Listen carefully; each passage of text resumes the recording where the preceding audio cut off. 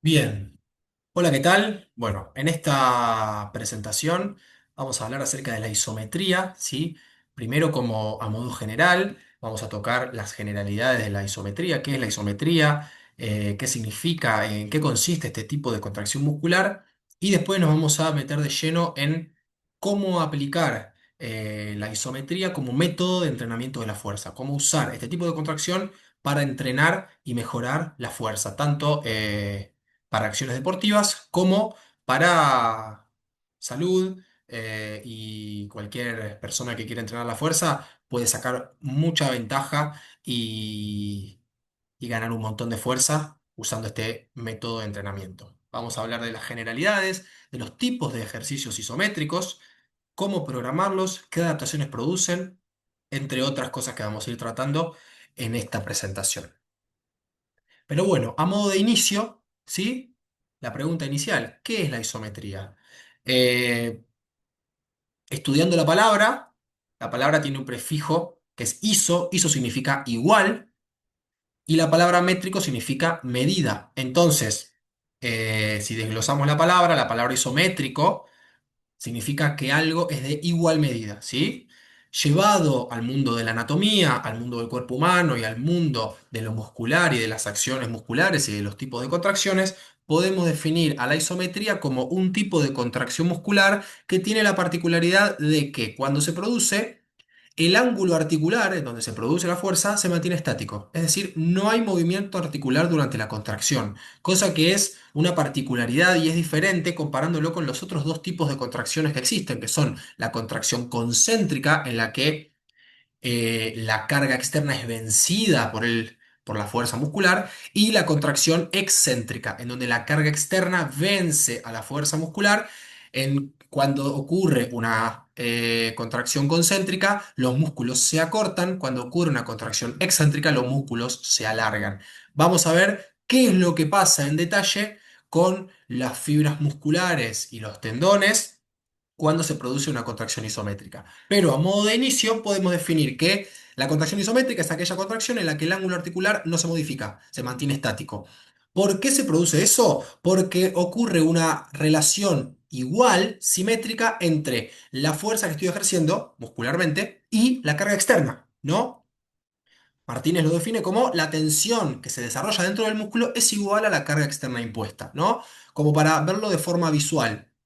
Vamos a poner el ejemplo de, tengo en mi mano una pesa que pesa 10 kilos, una mancuerna de 10 kilos, y voy a hacer un curl de bíceps, ¿no? Voy a hacer este gesto, un curl de bíceps. Si la pesa pesa 10 kilos y con mi bíceps hago, tirando números sencillos como para que se entienda, hago 11 kilos de fuerza, por así decirlo, yo muscularmente estoy haciendo más fuerza que lo que me representa la carga externa. ¿Qué es lo que va a pasar? Que voy a vencer la carga externa y voy a poder completar el movimiento.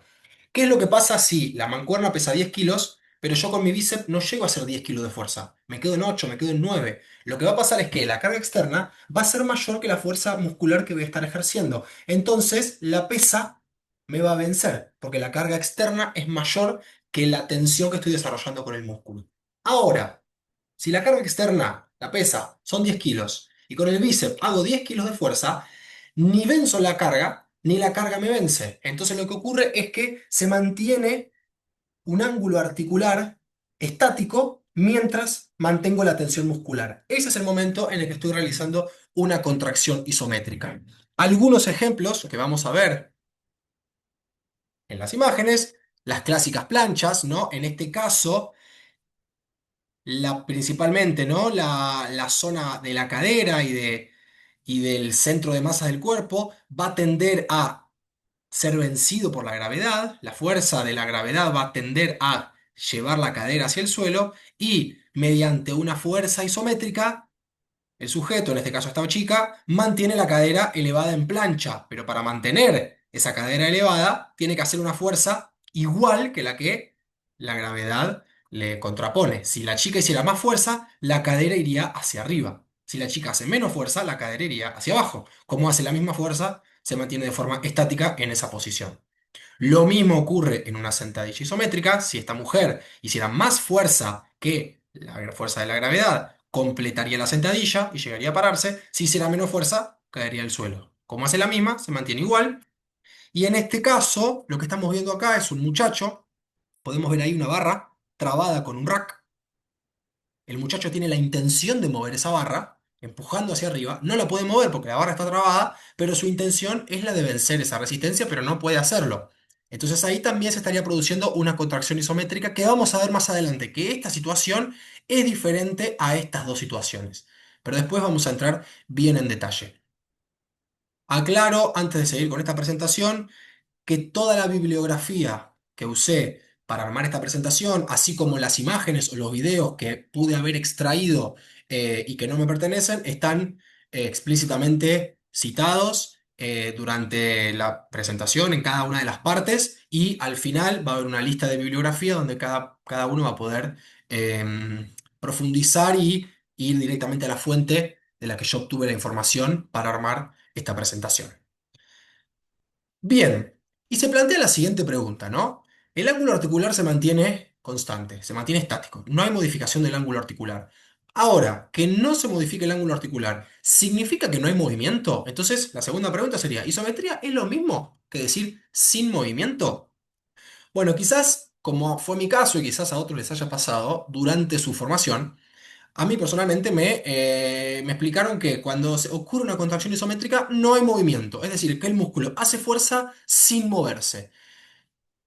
Y eso, digamos, se creyó que era así, a mí me lo enseñaron de esa manera, pero investigando hubo diferentes autores y diferentes personas que estudiaron el tema y llegaron a una conclusión de que quizás no sea tan así lo que ocurre a nivel intramuscular, a nivel de lo que pasa bien adentro del músculo y principalmente lo que pasa bien a nivel de los tendones. Que no se modifica el ángulo articular es verdad. Ahora, ¿qué es lo que pasa? Cuando se mantiene una contracción isométrica, nosotros en los músculos están compuestos de fibras musculares, pero también se unen al hueso a través del tendón, ¿no? Y también hay otra estructura que es la aponeurosis. Tanto el tendón como la aponeurosis tienen un componente, son viscoelásticos. Viscoelásticos quiere decir que se pueden deformar, se pueden estirar y pueden volver a su posición. Cuando se desarrolla una contracción isométrica de forma progresiva, el tendón de los músculos que están haciendo fuerza y la aponeurosis empiezan o sea, surte efecto este comportamiento viscoelástico que tienen, entonces empiezan a estirarse de a poco, progresivamente el tendón empieza a estirarse. Este es un fenómeno que Alex Natera, al menos yo lo extraje de un texto de Alex Natera, lo define como deslizamiento del tendón. O sea, esta situación en la que el tendón se estira progresivamente a medida que la contracción isométrica se va produciendo. Surge una pregunta entonces, ¿no? Si el tendón se está estirando, ¿no? Porque hay una estructura dentro de esa estructura que está haciendo fuerza, músculo-tendón, que se está estirando. ¿Cómo puede ser que el tendón se estire? ¿No debería haber movimiento? ¿No debería haber modificación de ese ángulo articular si el tendón se está estirando? Bueno, lo que pasa es que mientras el tendón se estira, el músculo detecta este cambio de longitud en el tendón y de forma pareja, a la misma velocidad, en el mismo tiempo, las fibras musculares se contraen. Entonces, mientras el tendón se estira, las fibras se acortan, como para compensar esa elongación que se produce a nivel tendinoso. ¿Qué quiere decir esto? Que durante una contracción isométrica, si bien no hay modificación, no se modifica el ángulo articular, eso no significa que no haya movimiento, que un músculo hace fuerza sin moverse, como a mí quizás me lo enseñaron en su momento. Hay movimiento, ocurre el deslizamiento del tendón, en base, producto del deslizamiento del tendón, las fibras musculares se están acortando, entonces sigue siendo una contracción activa la contracción isométrica, no es hago fuerza y me quedo quieto. Entonces, Alex Natera plantea el concepto de que la isometría real o verdadera o pura no existiría. Esta isometría basándose en la idea de que no hay movimiento. Hay movimiento, lo que no hay es modificación del ángulo articular, que son dos cosas diferentes. Además, hay que tener en cuenta que mientras ocurre una contracción isométrica, nosotros estamos ejerciendo fuerza contra una resistencia, pero esa resistencia ejerce fuerza contra nosotros también. Esas fuerzas externas ejercen fuerza contra nosotros e intentan vencernos. Esa lucha entre fuerza externa y tensión muscular genera desbalances, genera oscilaciones en el sistema. Digo sistema refiriéndome a todo el cuerpo, que incluye tanto las estructuras óseas como las estructuras musculotendinosas, como también el sistema nervioso central. Con todo eso me refiero al sistema.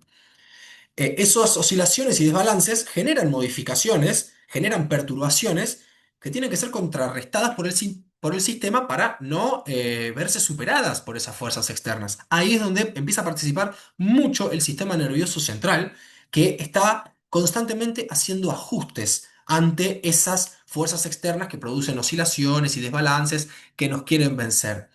Esa capacidad del sistema nervioso para hacer ajustes en tiempo real y poder sobreponerse a las fuerzas externas se la denomina fuerza adaptativa, ¿no? Y la cantidad o la magnitud de la fuerza adaptativa que tengamos que hacer va a depender de la intensidad de esa contracción isométrica a la que nos estemos enfrentando. Entonces, mientras más compleja, más difícil o más inestable sea la acción que estamos ejerciendo, más se le va a exigir al sistema sensorio-motor, ¿no? Entonces vamos a ver más adelante que la intensidad va a estar definida en gran medida por qué tan intensa sea esa inestabilidad a la que nos estemos enfrentando.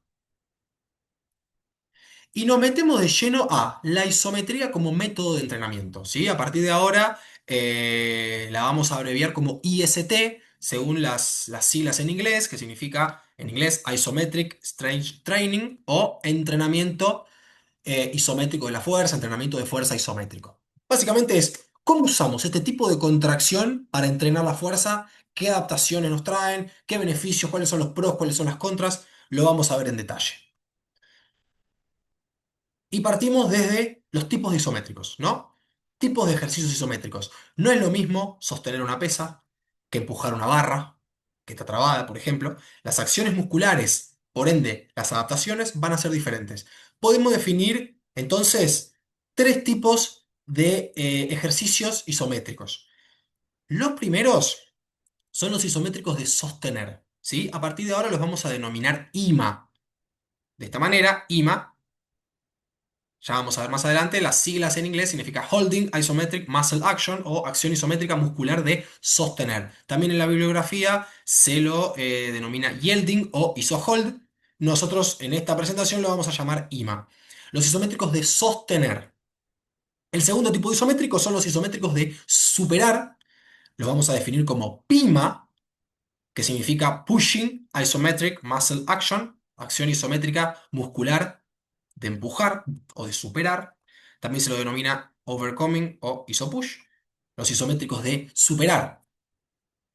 Y el tercer tipo de isométrico, que lo pinto de un color diferente porque tienen características muy particulares, son los cuasi isométricos. Le vamos a dedicar un apartado aparte a los cuasi isométricos.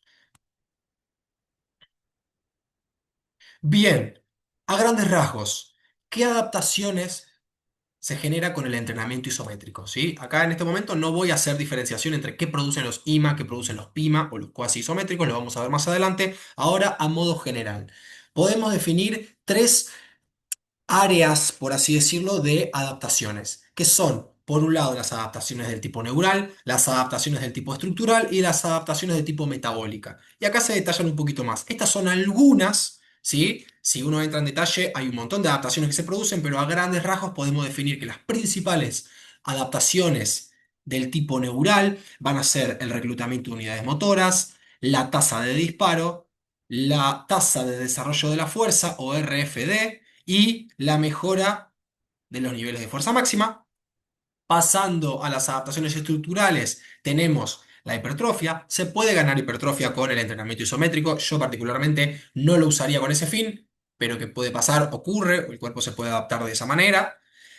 La longitud del fascículo va a cambiar con este tipo de entrenamiento y lo que para mí es más importante en relación al stiffness o a la rigidez del tendón y de la unión músculo-tendinosa.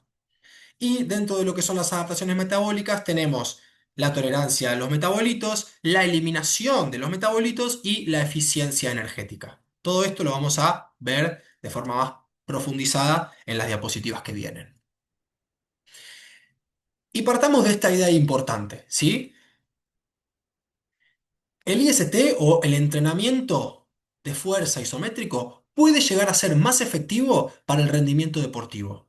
Esto no lo digo yo, esto son estudios científicos hechos con variedad de deportistas, variedad de sujetos de diferentes edades y medido con aparatos muy específicos como plataformas de fuerza que definen que el entrenamiento isométrico puede llegar a ser más efectivo para el rendimiento deportivo que formas más tradicionales del entrenamiento, por ejemplo, ejercicios dinámicos, ¿no? Como puede ser una sentadilla o un peso muerto. Y aclaro una cosa antes de seguir, que es esto. Puede llegar a ser, es más, lo voy a remarcar, puede llegar a ser.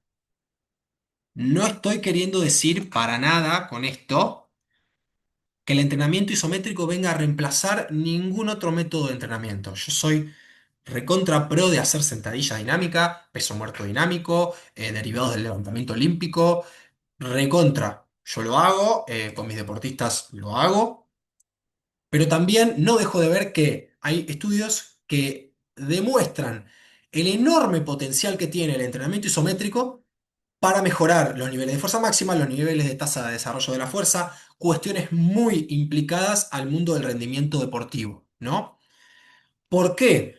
Principalmente por dos cuestiones. La primera es que con un entrenamiento isométrico medido con plataforma de fuerza, ¿sí? Se producen, yo puse altos, pueden ser altísimos niveles de fuerza medidos en newtons, mucho más de lo que puede producir una sentadilla. Es decir, por ejemplo, una sentadilla dinámica produce una cierta cantidad de newtons de fuerza que puede llegar a ser muchísimo menor que los niveles de newtons producidos por una sentadilla isométrica, ¿no? Empujar una barra que está trabada y hacer fuerza puede producir muchísimo más newtons de fuerza medido con plataforma de fuerza que una sentadilla dinámica o que un levantamiento olímpico.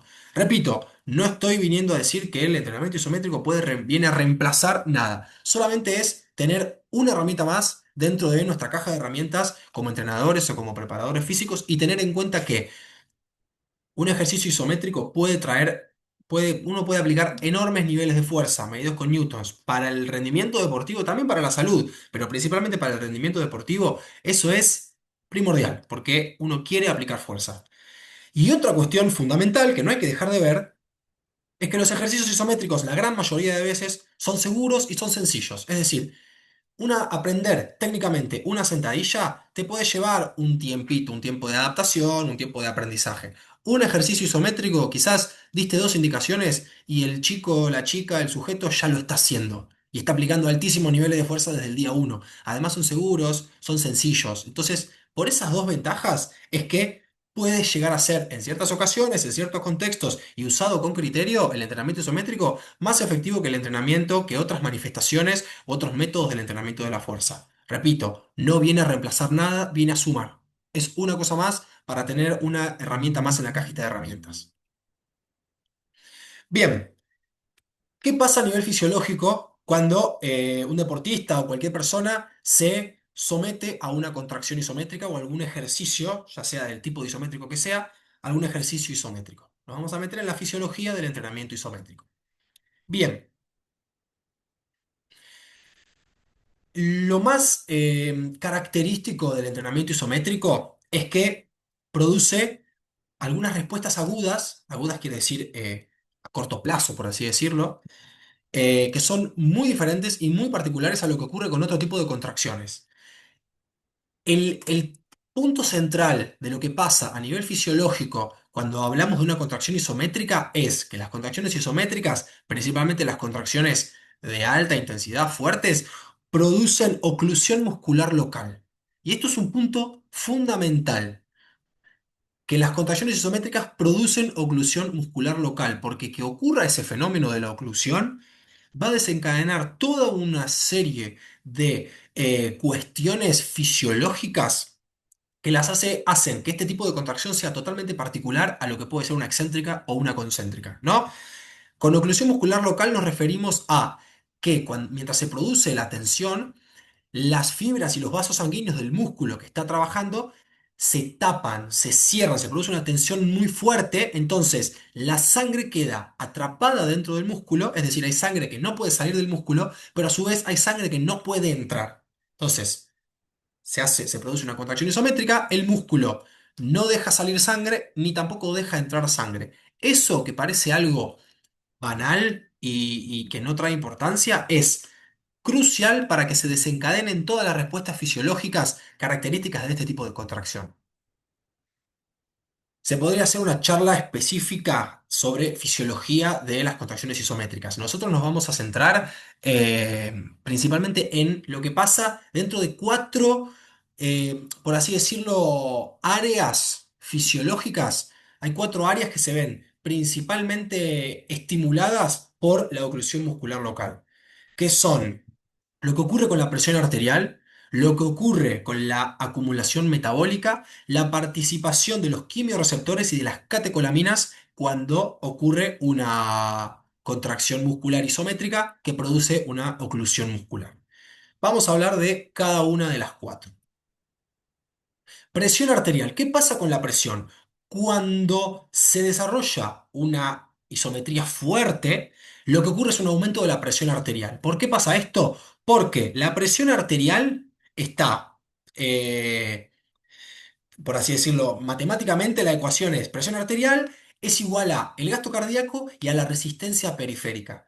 La oclusión muscular local lo que hace es aumentar la resistencia de esos músculos que están produciendo la tensión. Entonces, si tenés músculos que están haciendo una contracción isométrica que producen una resistencia, esa resistencia periférica metida dentro de esta ecuación hace que por producto de la matemática de esta ecuación, aumente la presión arterial. Es decir, la presión arterial puede aumentar o disminuir por un aumento del gasto cardíaco o disminución, o un aumento o disminución de la resistencia periférica. Si aumenta la resistencia periférica, va a dar como resultado un aumento de la presión arterial.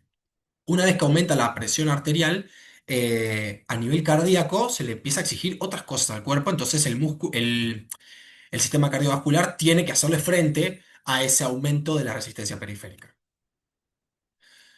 ¿Qué pasa con la acumulación metabólica y la oclusión? Esta oclusión, donde la sangre no puede salir del músculo ni tampoco puede entrar nueva sangre, impide que los metabolitos que se van acumulando dentro del músculo producto de la tensión se limpien, ¿no? Entonces el músculo queda como sellado.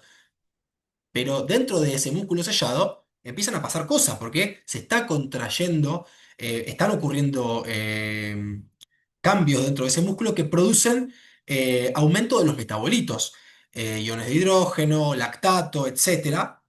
Y esos metabolitos no pueden limpiarse. ¿Por qué? Porque no puede entrar sangre oxigenada. No ocurre este flujo, este intercambio de oxígeno con el cuerpo. Entonces esos metabolitos se empiezan a acumular dentro del músculo que está trabajando. Esto produce, puede llegar a producir un reclutamiento de unidades motoras de alto umbral, ¿no? ¿Por qué? ¿Qué tiene que ver la acumulación de los metabolitos y que no se puedan limpiar con que se recluten unidades motoras de alto umbral? Y acá es un punto muy importante, y para mi punto de vista muy a favor, que tiene el entrenamiento isométrico, la contracción isométrica, que tiene que ver con el principio de la talla, o la ley de Henneman, ¿no? La ley de Henneman que a grandes rasgos lo que dice es que las fibras musculares, tenemos tres tipos de fibras, también a grandes rasgos, las fibras de tipo 1, las fibras de tipo 2A y las fibras de tipo 2B, las fibras de tipo 1, las fibras lentas, fibras de tipo 2A, las fibras más rápidas, y las fibras de tipo B, tipo 2B, las fibras explosivas. Para reclutar las fibras de tipo 2A o de tipo 2B se necesitan impulsos nerviosos y frecuencia de esos impulsos mucho mayores que para reclutar las fibras de contracción lenta. El principio de la talla lo que dice es que las fibras se van a ir reclutando a medida que la intensidad del esfuerzo vaya requiriendo el reclutamiento de nuevas unidades motoras. Entonces, ¿qué es lo que ocurre? Lo que pasa es que a modo como paso por paso, ¿no? Lo primero que ocurre es el inicio de la contracción, ¿no? Ocurre una contracción en el músculo que sea.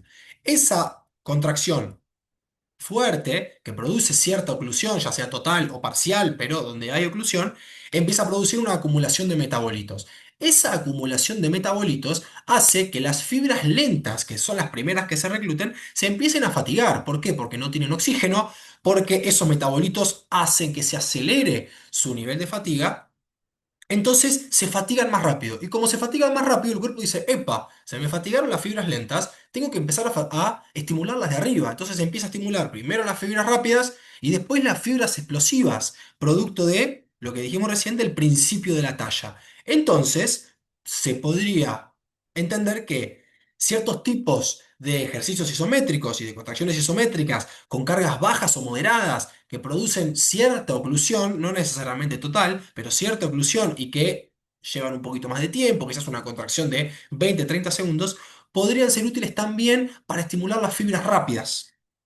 Primero se estimulan las lentas, pero las lentas se empiezan a fatigar porque se acumulan metabolitos y se van estimulando cada vez las fibras de estratos superiores o de mayor calidad. Entonces, a nivel deportivo y a nivel salud, esto es muy importante. Con un entrenamiento isométrico, que no necesariamente tiene que ser máximo, se pueden llegar a estimular fibras de alta calidad.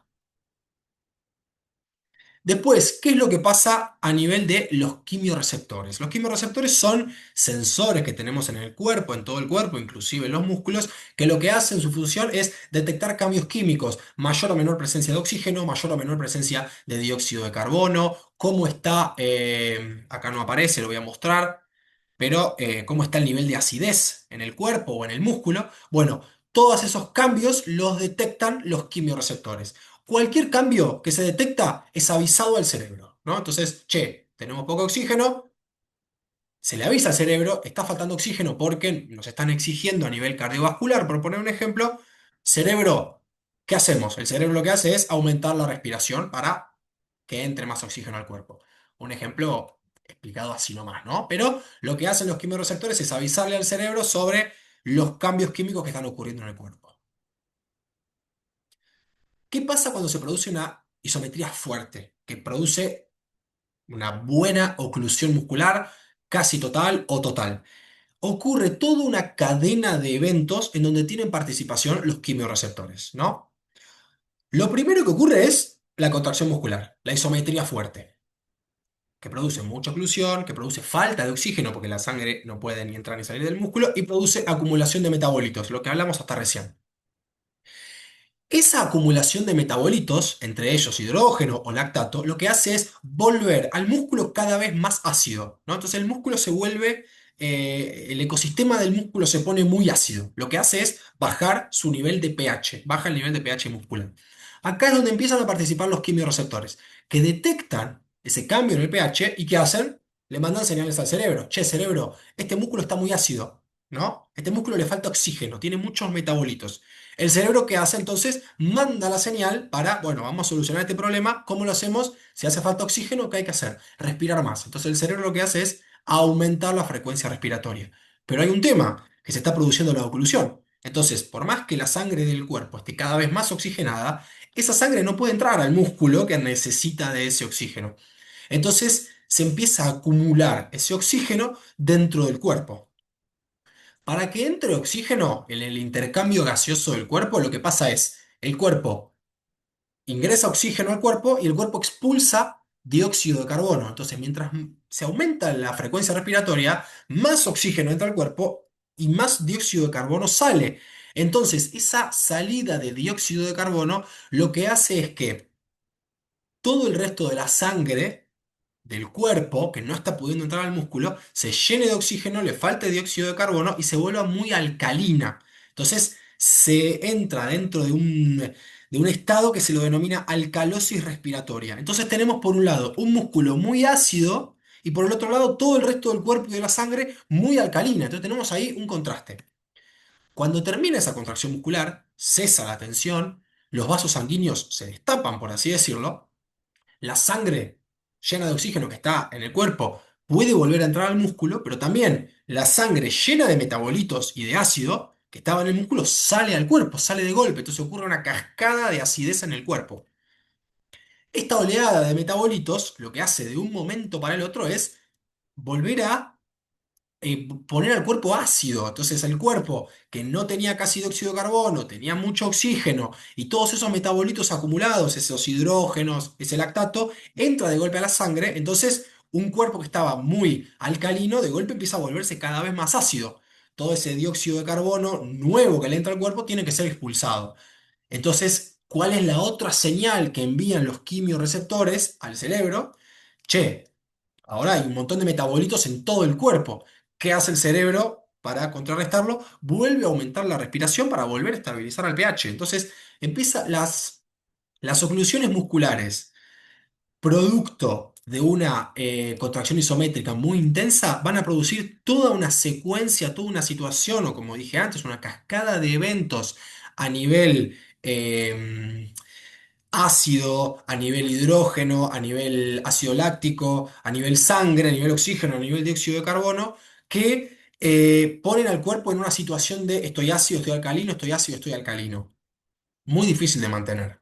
Es por eso que las contracciones isométricas máximas o muy intensas que producen una alta oclusión no se pueden mantener durante mucho tiempo, porque generan un nivel tanto de tensión muscular como de acumulación metabólica y de acidez muscular, pero a su vez toda esta, la alcalosis respiratoria y un montón de cuestiones complejas para el cuerpo que no se pueden mantener durante mucho tiempo, por eso una contracción isométrica muy fuerte dura poquito a comparación con una contracción isométrica que no lo es tanto.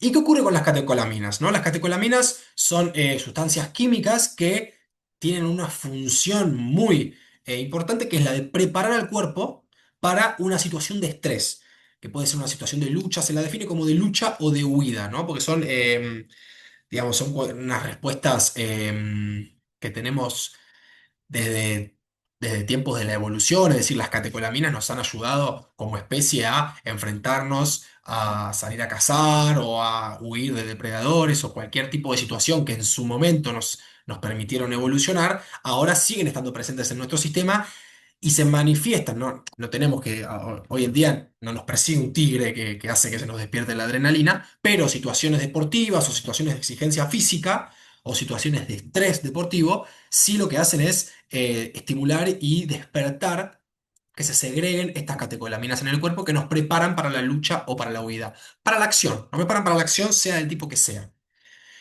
En el caso de los ejercicios isométricos, está demostrado que la respuesta de las catecolaminas puede llegar a ser mucho mayor que en cualquiera de los otros tipos de contracciones. Contracción concéntrica, contracción excéntrica, van a producir un aumento de las catecolaminas. Ahora, en el caso de los isométricos, se demostró que puede llegar a ser mucho mayor la presencia de las catecolaminas. Esto a nivel deportivo y a nivel, quizás desde mi lado, de preparador físico, de entrenador, es muy importante saberlo. ¿Por qué? ¿Cuándo puede ser un muy buen momento para usar ejercicios isométricos? En momentos de activación, en momentos de entrada en calor, de preparación a un partido o antes de entrenar. ¿Por qué? Porque lo dejan al deportista lúcido, preparado para la lucha, preparado para la acción. Entonces, para activar el cuerpo y para activar el sistema, hay que tener en cuenta que el entrenamiento isométrico trae, los ejercicios isométricos traen este beneficio fundamental que es la estimulación potente de las catecolaminas. Lo vimos un poco de forma general, ahora nos vamos a meter de forma específica en lo que son las adaptaciones del entrenamiento isométrico. Es decir, ¿qué puedo yo mejorar? ¿Qué puedo yo ganar usando este tipo de contracción como método de entrenamiento?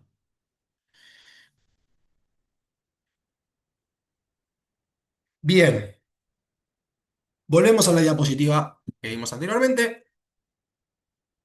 Los tipos de adaptaciones, por un lado lo neural, por otro lo estructural y por otro lo metabólico. Vamos a detallar cada una de las em, los tres tipos de adaptaciones. Y vamos a empezar hablando de las adaptaciones neurales, ¿sí?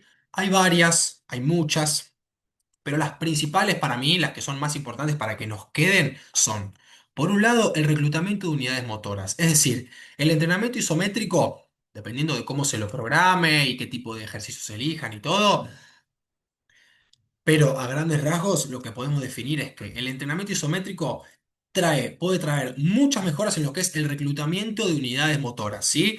Si yo en un músculo, por ejemplo, yo tengo 100 unidades motoras, por así decirlo, y antes de empezar un proceso de entrenamiento puedo activar el 40%, puedo activar 40 unidades motoras de 100, el entrenamiento isométrico me va a permitir, luego de un cierto periodo de entrenamiento, poder reclutar 65 unidades motoras, ¿sí? Entonces, no hay mayor cantidad de músculo, lo que hay es que las fibras musculares se reclutan más, se recluta mayor cantidad de fibras musculares producto de un aumento del reclutamiento de las unidades motoras, que son las que inervan esas fibras musculares.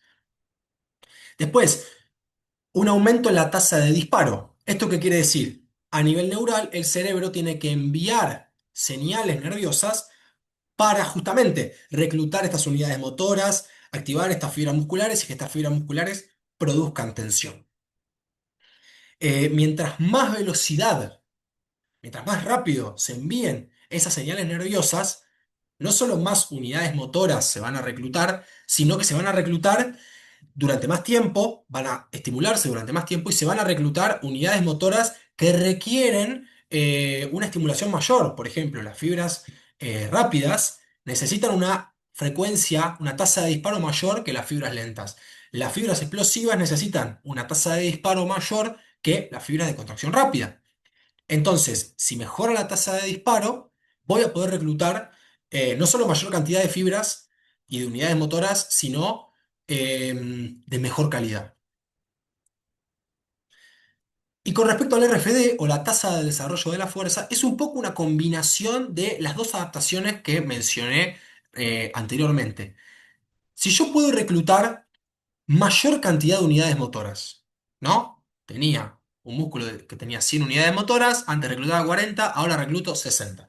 Si yo puedo reclutar no solo más unidades motoras, sino reclutarlas más rápido en el tiempo, voy a estar no solo haciendo más fuerza, sino haciendo esa fuerza de forma más rápidamente. Entonces, ahí está la explicación de por qué el entrenamiento isométrico es muy útil para mejorar la tasa de desarrollo de la fuerza, porque me permite aplicar no solo más fuerza, sino de forma más rápida, de forma más explosiva, en un periodo menor de tiempo. Entonces, es por eso que se mejora la tasa de desarrollo de la fuerza.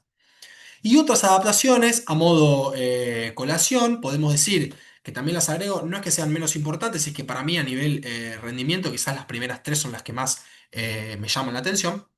Tenemos la sincronización de unidades motoras, es decir, no solo qué tan rápido se contraigan y se estimulen esas unidades y se recluten, y con cuánta fuerza, sino que se sincronicen bien. Es decir, no es lo mismo tener 60 unidades motoras, pero primero se contraen 20, después 15, después otras 20, después 10, a que se contraigan las 60 de una. Entonces, si se sincronizan, no solo se hace más fuerza, sino que se hace fuerza más rápidamente. Después, la coordinación inter e intramuscular, ¿sí? Otro beneficio, otra adaptación neural del entrenamiento isométrico y un poco relacionado con la coordinación, la reducción de la coactivación antagonista. Es decir, si yo quiero hacer un gesto en donde va a participar principalmente el músculo del bíceps, yo quiero que el tríceps esté relajado para que el bíceps esté tranquilo y suelto como para poder aplicar mucha fuerza en esa acción. Todo esto, todas estas adaptaciones, a modo de resumen, lo que significa es que el entrenamiento isométrico me va a permitir mejorar mi fuerza máxima y que esa fuerza máxima se aplique de forma rápida, ¿no? Va a mejorar mis niveles de fuerza máxima, pero va a mejorar la tasa de desarrollo de la fuerza, es decir, cuánta fuerza puedo hacer en un periodo cortito de tiempo. A nivel deportivo, esto es fundamental. Adaptaciones estructurales, ¿sí? ¿Qué pasa a nivel estructura? Por un lado, hipertrofia. Es decir, con el entrenamiento isométrico se pueden mejorar los niveles de hipertrofia. Dicho de una forma un poco más científica, el aumento del área de sección cruzada. Lo dije un poco en un principio y lo digo ahora.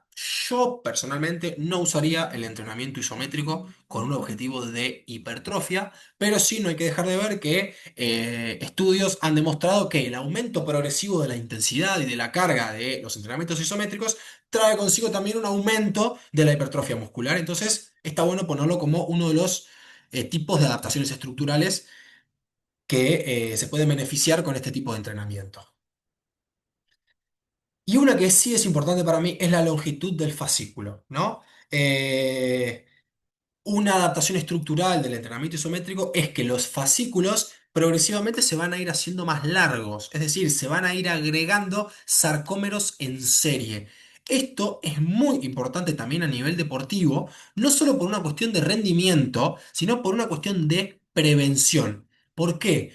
Si un músculo no solo se hace más fuerte, sino que se hace más fuerte en condiciones de alargamiento, en rangos largos, que son las situaciones en donde el músculo está más expuesto y es más peligroso a que ocurra una lesión, cuando el músculo está estirado, si el músculo no solo es más fuerte, sino que lo es en rangos largos, eso va a mejorar mucho, no solo el rendimiento, sino la prevención de lesiones. Entonces, a modo preventivo, el entrenamiento isométrico trae también este tipo de ventajas muy interesantes. Y quizás para mí la más importante dentro de lo que son las adaptaciones estructurales de este tipo de entrenamiento tiene que ver con la stiffness o la rigidez del tendón y de la unión músculo-tendinosa. Recordemos que el tendón está compuesto de fibras de colágeno, principalmente colágeno de tipo 1, pero que esas fibras suelen estar muy desordenadas, cruzadas entre sí. Entonces, las líneas de aplicación y de transmisión de fuerza están todas desordenadas. El entrenamiento isométrico, bien programado y bien planificado y bien progresado, lo que va a permitir es que esas fibras de colágeno de a poco se vayan alineando, se ordenen, ¿sí? No es un manojo de fibras, sino que empiezan a ordenarse. Imagínense un pelo todo rizado, lleno de rulos, que es difícil de peinar, se le da amor, se le da cariño y se lo plancha. Entonces el peine pasa fácil. Imagínense que el entrenamiento isométrico ayuda a planchar ese pelo, a que esas fibras se alineen. Con las fibras alineadas, ese tendón, esos tendones y esa unión músculo-tendinosa pasa a ser mucho más robusta, ¿sí? Mucho más robusta, pero a su vez está alineada, valga la redundancia, con la línea de aplicación de fuerza. Entonces, la transmisión de fuerza va a ser mejor, se va a mejorar. Eso para los deportes también va a ser crucial. ¿Por qué? Porque la absorción y transmisión de fuerzas se vuelve mejor, se vuelve mucho más efectiva, y eso es muy importante para mejorar qué cosa, el ciclo de estiramiento-acortamiento, ¿no? El momento de un gesto pliométrico, como puede ser saltar, como puede ser correr, como puede ser muchas veces lanzar, se mejora a partir, entre otras cosas, de la buena absorción y posterior transmisión de fuerzas. Entonces, no hay que dejar de ver que el stiffness o la rigidez musculotendinosa es fundamental para mejorar ese ciclo de estiramiento-acortamiento, porque las contracciones isométricas son ese puente, lo vamos a ver más adelante, este vértice acá sería la fase isométrica. Vamos a imaginar que hay un muchacho parado en un cajón que se deja caer.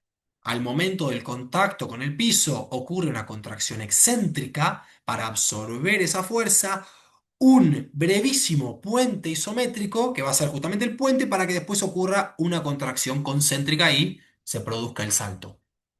No vamos a entrar en esta presentación en detalle de lo que es el ciclo de estiramiento-acortamiento y qué es lo que pasa cuando ocurre un gesto pliométrico. A grandes rasgos, ahí lo explicamos un poquito por arriba, pero mientras mejor se absorba y se retransfiera esa fuerza en ese puente isométrico, mejor rendimiento deportivo estoy teniendo. Voy a mejorar la altura de mi salto, o quizás no la altura de mi salto, pero la rapidez con la que salgo del piso, y eso es fundamental a nivel deportivo.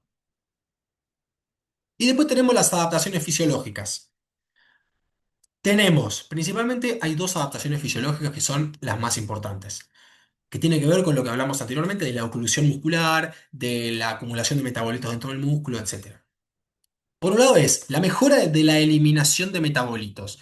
Esta adaptación se puede lograr principalmente cuando se practican contracciones que son más largas en el tiempo y de baja intensidad, baja o media intensidad, donde ocurre cierta oclusión, pero no es máxima, que todavía entra y sale un poco de sangre y hay cierto intercambio de oxígeno, pero ese intercambio de oxígeno no es completo. Entonces el músculo dice, che, me está entrando menos oxígeno, me tengo que volver eficiente para no solo usarlo como energía, sino para limpiar todos estos metabolitos. Entonces el cuerpo se empieza a volver eficiente a nivel resistencia local, muscular local, para limpiar esos metabolitos con ese poco oxígeno que entra en el músculo. En cambio, con contracciones más intensas que producen oclusión, la principal adaptación va a estar en la mejora de la tolerancia a metabolitos. Es decir, el músculo dice, ok, me voy a llenar de metabolitos, no los voy a poder limpiar, me tengo que volver fuerte y resistente en aguantarlos, en tolerarlos. Eso también es una gran adaptación fisiológica. Y como otras adaptaciones podemos decir la eficiencia energética, es decir, los músculos concentran cierta cantidad de ATP. No es mucho, pero tienen cantidad de ATP. Entonces, bueno, cómo usan ese ATP va a mejorar la eficiencia energética y va a ser una adaptación fisiológica también. Y la capacidad de sostener posturas. Esto tiene que ver con, hay muchos músculos que están casi de forma constante contraídos de forma isométrica, principalmente los músculos posturales o mismo en gestos deportivos. Hay ciertos músculos que son más bien posturales, que están sometidos a contracciones isométricas. Mientras más eficientes metabólicamente sean esos músculos, mientras mejor eliminen metabolitos o mientras mejor toleren la acumulación de metabolitos y mientras mejor usen el ATP muscular, eh, no solo más tiempo se van a poder mantener las posturas, sino que técnicamente las posturas van a estar mejor realizadas. Entonces, se lo define como mayor eficiencia metabólica a nivel de sostener y mantener posturas. Bien, hablamos de adaptaciones, hablamos de fisiología.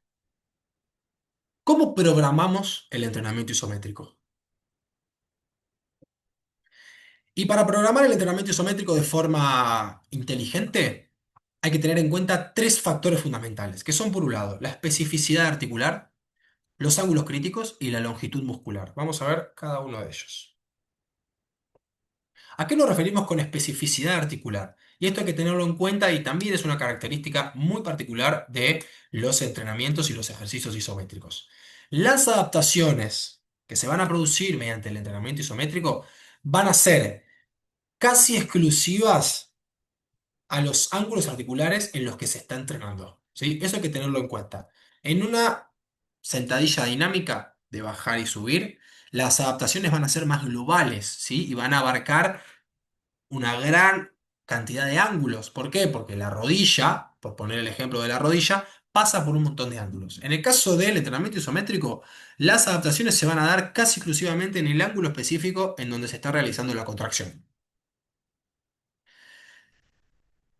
Ciertos estudios diferencian los ángulos más abiertos y los ángulos más cerrados. Parecería ser que cuando el ángulo es más abierto, las adaptaciones podrían expandirse un poco, quizás unos 15-20 grados del ángulo donde se está aplicando la fuerza, pero a medida que ese ángulo se va cerrando, ya las adaptaciones pasan a ser bien específicas del ángulo en el que en el que se está trabajando. ¿A qué nos referimos con ángulos cerrados y especificidad articular? Vamos a ver dos ejemplos, ¿sí? Dos muchachos, la barra trabada en el rack, en el muchacho de arriba, la barra trabada en el rack, en el muchacho de abajo. ¿Qué diferencia vemos? El ejercicio es el mismo. Los dos muchachos están con la barra nuca, los dos pies en el piso, posición simétrica, no hay un pie por delante del otro, y los dos están haciendo fuerza hacia arriba con la intención de vencer esa barra, ¿no? Podemos definir que son ejercicios dominantes de rodilla. Uno lo puede ver a simple vista y dicen, ah, están haciendo el mismo ejercicio. Sí y no. ¿Por qué? Tenemos un ángulo articular, vemos cómo es un ángulo más abierto, ¿no? Las piernas están más cerca de estar extendidas, en el caso del muchacho de rojo, y en el caso del muchacho de negro, el ángulo está más cerrado, ¿no? Vemos cómo está con el centro de masas o la cadera más cerca del piso a comparación con el primero, y el ángulo de la rodilla es más cerrado. El ejercicio es el mismo, pero que el ángulo articular sea diferente va a cambiar totalmente las adaptaciones, ¿no? ¿Por qué va a cambiar las adaptaciones? Por el punto que viene, que es los ángulos críticos. Es decir, ¿por qué entrenar en un ángulo o entrenar en otro ángulo? Uno que quizás no entiende mucho o lo entiende muy por arriba dice, bueno, es el mismo ejercicio. No es el mismo ejercicio, no va a traer las mismas adaptaciones este ángulo con este ángulo. ¿Por qué? Porque la elección del ángulo tiene que ser de forma muy inteligente y va a estar definida por las acciones deportivas que nosotros querramos potenciar, ¿no? Con acciones deportivas nos podemos referir a aceleración, a un salto, a un momento de velocidad máxima, entre otros. Cada especificidad deportiva o cada tipo de deporte va a tener sus acciones específicas con sus ángulos específicos.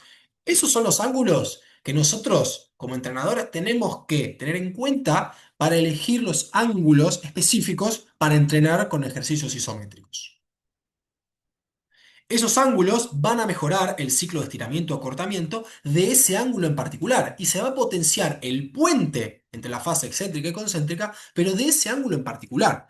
No son los mismos ángulos los que pasa durante una aceleración, a los que pasa durante un salto, a los que pasa durante una carrera con técnica de máxima velocidad. No son los mismos ángulos, por ende, el ciclo de estiramiento-acortamiento cambia, las longitudes musculares cambian, las exigencias musculares y de reacción contra el suelo cambian, entonces todo eso hay que tenerlo en cuenta a la hora de elegir un ángulo en particular. Volvemos a las fotos anteriores, ¿no? Mismo ejercicio, misma articulación, estamos hablando de la rodilla, pero diferente ángulo. Por ende, diferentes adaptaciones para mejorar el ciclo de estiramiento-acortamiento. ¿A qué nos referimos con acciones deportivas y con elegir los ángulos en base a la acción que yo quiero potenciar? Vamos a centrarnos primero en esta primera imagen. Acá tenemos un muchacho que está acelerando, ¿no? Acá tenemos, se ven los tacos, ¿no? Sería el primer paso de aceleración y acá el segundo paso de aceleración. Miren esta rodilla, que es la que está haciendo fuerza. Miren esta rodilla, que es la que está haciendo fuerza. Miren los similares que son a este ángulo. Los similares que son a este ángulo. Podríamos inferir, entonces, que este ejercicio, esta versión de isopush que está haciendo el muchacho de rojo, va a traer adaptaciones más relacionadas con los primeros pasos de aceleración. ¿Por qué? Porque coinciden los ángulos articulares, ¿no? Ahora, siguiente imagen, un salto vertical, ¿no? Este muchacho está por saltar. Miren esta rodilla, compárenla con esta. Son prácticamente iguales. Un ángulo más cerrado, en este primer caso, que es muy coincidente con lo que está haciendo este muchacho. Entonces, el muchacho de negro va a mejorar mucho su puente isométrico entre la fase excéntrica y concéntrica del ciclo de estiramiento-acortamiento para un salto y va a ser mucho más específico para el salto que en el caso del primero. Este primero quizás no va a mejorar en gran medida su ciclo de estiramiento-acortamiento aplicado al salto, pero sí al primer paso de aceleración. ¿Cómo nos damos cuenta? Por los ángulos de la rodilla. Miren estos dos, muy similares al de rojo. Miren este, muy similar al de negro. Entonces, dependiendo de la acción que yo quiera potenciar, es el ángulo que yo tengo que elegir para hacer mis ejercicios isométricos. Y el tercer factor fundamental tiene que ver con la longitud muscular. Las posiciones alargadas del músculo siempre van a ser más exigentes y van a generar mayor fatiga que las acciones musculares con músculos más acortados, ¿no? Hay que tener en cuenta también que durante situaciones deportivas rara vez los músculos están estirados al 100%. Rara vez. Por ende, rara vez hay que entrenar con músculos estirados al 100%. Pero hay que tener en cuenta que mientras mayor longitud tenga el músculo, tenga la acción isométrica que estoy haciendo, más exigente va a ser ese entrenamiento. Ahora, recordemos lo que hablamos de diapositivas anteriores en cuanto a las adaptaciones estructurales, la longitud del fascículo que aumenta. Mientras más alargado está el músculo, son las situaciones más exigentes a nivel muscular y es cuando más expuesto a lesiones está el músculo. Entonces, entrenarlos en longitudes musculares largas, si bien puede traer mayor fatiga, también va a traer mucho beneficio en cuanto a ganancia de fuerza y en cuanto a prevención de lesiones. Pero hay que tenerlo en cuenta, ¿sí? Si voy a hacer un entrenamiento con músculos alargados y saber que voy a estar generando fatiga. Y nos vamos a meter de lleno ahora en los tipos de isométricos, bien en detalle, ¿no? Habíamos dicho que estaban los isométricos de sostener o los IMA, los isométricos de superar o los PIMA y los cuasi isométricos. ¿Qué ejercicio elegir según lo que quiero potenciar, según el objetivo que tengo?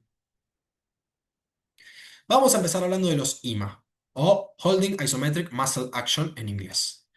Los IMA son situaciones en donde lo que se busca es mantener una posición, suele ser la gran mayoría de las veces mediante esfuerzos submáximos, no suele ser máximos, Y el periodo de tiempo suele ser más largo que en el caso de los PIMA, como lo vamos a ver más adelante. Y algo muy importante a tener en cuenta es esto: acción excéntrica detenida. Los IMA, vamos a verlo mejor con una foto. Vamos a verlo acá, las tres fotos. Miren este muchacho, ¿no? Estos muchachos tienen un disco a la altura de la cadera, están con la cadera elevada, no está tocando el piso. ¿Qué pasa? El disco lo que está haciendo es fuerza hacia abajo. También está pasando la fuerza de la gravedad. Entonces, toda esta fuerza externa, tanto la gravedad como la del disco, quiere hacer que la cadera vaya hacia el piso. Estos muchachos están haciendo una fuerza que iguala a la carga externa, están produciendo una tensión que iguala a la carga externa para mantener la cadera arriba. No están intentando vencerla, no están intentando subir, solamente están intentando mantener. Es por eso que estos son los isométricos de mantener o de sostener. Se sostiene una carga, se sostiene una posición y ahí se mantiene. La tensión muscular es igual a la carga externa impuesta. Lo mismo en el caso de la sentadilla, ¿no? Si este muchacho hiciera más fuerza, vencería la carga y subiría. Si hiciera menos fuerza, caería. Como hace la misma, se mantiene igual. Y lo mismo a nivel de tren superior. Todos, en el caso en estos tres ejemplos, estamos viendo que lo que se está deteniendo, lo que se está manteniendo, es una acción excéntrica. Porque si este muchacho dejara de hacer fuerza, la pesa lo tiraría para abajo. Entonces empezaría a producir una contracción excéntrica, los músculos se estirarían. En el caso de la sentadilla lo mismo, y en el caso del remo lo mismo. Al momento de que la barra empieza a ir hacia el piso, estamos hablando de que los músculos están actuando de forma excéntrica. Como el muchacho no permite eso, es una acción excéntrica detenida. Eso es muy interesante para tener en cuenta qué acciones quiero potenciar. Lo vamos a ver un poquito más adelante. ¿Cuándo sería? ¿Cuándo serían, también a grandes rasgos, ¿no? Pero como para tener un parámetro, los contextos más idóneos para exprimir a los IMA? Bueno, en contextos de rehabilitación, en contextos de prevención de lesiones, porque por lo general se los practica en posiciones de longitudes musculares alargadas, eso hace que produzcan alta tensión en posiciones más complejas y que producen más fatiga. Entonces, a nivel prevención de lesiones es muy útil usarlos. También para evaluar el control neuromuscular, es decir, cómo la fuerza adaptativa que hablamos en un principio actúa y le hace frente a esas fuerzas externas, y para hacer análisis diagnósticos del funcionamiento muscular. Esto quizás ya es más abocado a lo que puede ser quizás kinesiología, algo un poco más específico, pero no está mal tenerlo en cuenta. ¿Y cuándo puede ser un buen momento para entrenar con los IMA? Bueno, quizás en periodos preparatorios, como por ejemplo una pretemporada, o en periodos, en fases de preparación general. ¿Por qué? Porque son un tipo de ejercicio mucho más inestable, ¿sí? Que produce más desbalances y oscilaciones que los PIMA. Esos desbalances y oscilaciones lo que van a producir es mayores exigencias a nivel sensorio-motor, a nivel de estabilidad articular, contracción muscular en fases de músculos alargados. Entonces, todo eso ayuda a prevenir lesiones y a dar una base física y de estabilidad para después sacarle provecho a nivel fuerza máxima, como quizás puede ocurrir con los PIMA. Lo vamos a ver ahora. PIMA, Pushing Isometric Muscle Action, acción muscular isométrica de empujar o de superar. Estamos hablando de que en este tipo de ejercicios la intención es superar la carga. Por más que no pueda, empujo una pared, empujo una barra que está trabada o empujo una barra que pesa un montonazo. No la puedo vencer, pero mi intención es la de vencerla. Como mi intención es la de vencerla, ¿cómo venzo yo una resistencia? ¿Con qué tipo de contracción? Con una contracción concéntrica, ¿no? Si la fuerza externa me vence a mí, contracción excéntrica. Si la fuerza se iguala, contracción isométrica. Si yo intento vencerla, es porque quiero hacer una contracción concéntrica, es decir, que los músculos se acorten. No lo puedo hacer porque la pared no la puedo tumbar, la barra no la puedo romper los racks, o si una barra pesa 500 kilos no la puedo levantar, pero mi intención es la de levantarla, mi intención es la de tumbar la pared o es la de romper los racks. Como no lo puedo hacer, mi intención es concéntrica. Por eso se dice que los PIMA son acciones concéntricas detenidas. y lo que se busca es una magnitud máxima o casi máxima de fuerza. Ya con un PIMA estamos hablando de que el objetivo es más de fuerza máxima. Ejemplos, ¿no? Esta es una situación muy similar a la de la foto anterior, pero ahora, fíjense la cara del pobre muchacho, está intentando vencer esta barra. No puede porque la barra pesa un montonazo y además está en una posición totalmente desfavorable para hacerlo, pero su intención es la de levantar esa barra. Por ende, está intentando hacer una contracción consciente que no puede. Lo mismo en el caso de este muchacho, principalmente la articulación del tobillo, vemos cómo está la punta del pie apoyada y el talón levantado. Él quiere vencer la barra, no puede, pero quiere, es su intención. Y la foto que ya vimos anteriormente. Son todos muchachos que tienen la intención de vencer esa resistencia con una acción concéntrica detenida. ¿Cuándo puede ser el momento más idóneo para usar este tipo de contracciones? Bueno, cuando lo que se busca es rendimiento, fuerza máxima, aumentar la activación muscular. ¿Por qué? Porque este tipo de manifestaciones isométricas tienen una mayor tasa de descarga, mejorar la producción de fuerza y desarrollar adaptaciones neuromusculares en los músculos que están trabajando, los músculos agonistas. Eso es muy importante también. ¿Y cuándo podrían ser más útiles? En fases cercanas a la competencia, fases de desarrollo o de puesta a punto, y mismo también durante la competencia. Vamos a ver que son ejercicios que producen poca fatiga, si se los programa con coherencia, ¿no? Producen poca fatiga y gran estimulación, entonces para usarlos durante la competencia está buenísimo. ¿Qué elijo? ¿Elijo un IMA? ¿Elijo un PIMA? ¿Cuál elegir de los dos? Bueno, habíamos dicho que los IMA se los puede entender como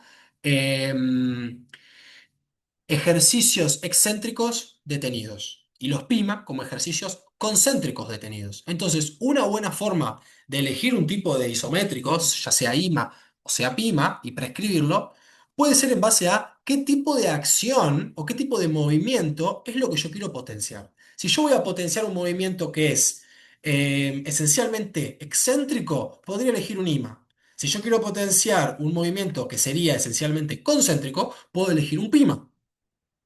Ejemplos de acciones concéntricas: pasos de aceleración, salida de tacos, la fase propulsiva de un salto o la fase propulsiva en una carrera. Ejemplos de acciones excéntricas: una fase de desaceleración, la aproximación a un salto, dejarme caer de un cajón, el momento de aproximarme al suelo y el contacto con el suelo es una situación excéntrica, un paso lateral en un cambio de dirección o una fase de primer apoyo en una carrera también es una fase excéntrica. En esta imagen lo que se puede ver es la fase propulsiva del salto, o sea, el momento en el que me despego del piso es una fase concéntrica que se podría potenciar mediante un PIMA, y en este caso la imagen es de Bolt, el momento en el que su pie contacta con el suelo y todo su peso, que es más o menos 6 veces su peso corporal, eh, cae contra el suelo para que el sistema no se vaya al demonio. Tiene que ocurrir una fuerte contracción excéntrica. Entonces, esa posición particular y esa fase excéntrica se puede potenciar con ejercicios IMA. Bien, elijo el ejercicio. Primero identifico qué acción quiero potenciar.